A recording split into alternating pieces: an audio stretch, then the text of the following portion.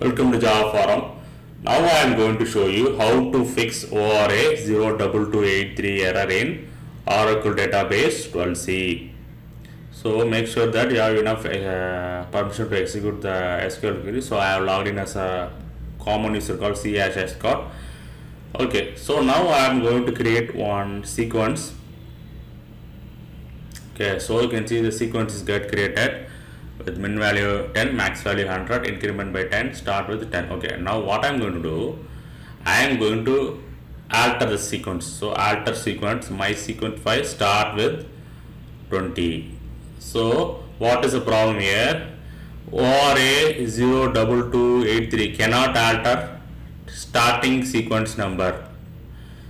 So you cannot alter the starting sequence number. So either you drop the sequence and recreate it or leave it as it is. So that is the fix for this. ORA 02283 cannot alter sequence alter starting sequence number.